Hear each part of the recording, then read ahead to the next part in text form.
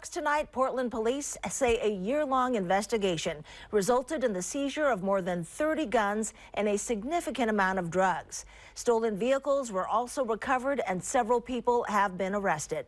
Fox 12's Chandler Watkins is live in Southeast Portland tonight with more on the story.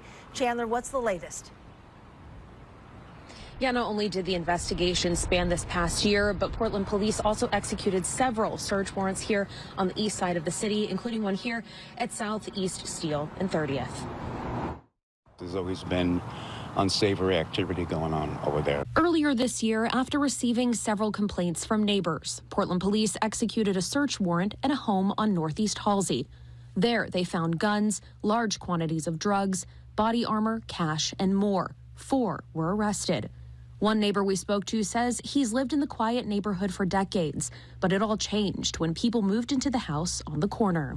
There were some syringes left around the property, just like a cigarette just flicked. There's been a couple fires started, and they weren't aware of it.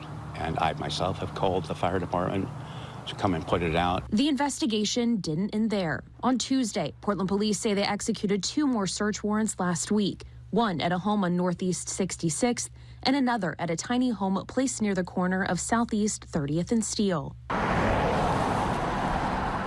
Neighbors we spoke to say the tiny home had been parked across the street from the apartment complexes for around 2 weeks. More firearms, drugs, and stolen vehicles were seized, according to authorities, and 5 more arrests were made. One of the suspects was also arrested back in June at the home off Northeast Halsey. 31 firearms in one investigation is definitely a large amount of firearms that are illegally possessed to remove from the street, because those are the type of firearms that end up in criminal hands to commit violent acts. And police say they will be looking into those weapons as well as testing them to see if they are connected to any crimes. They added that this is still an ongoing investigation.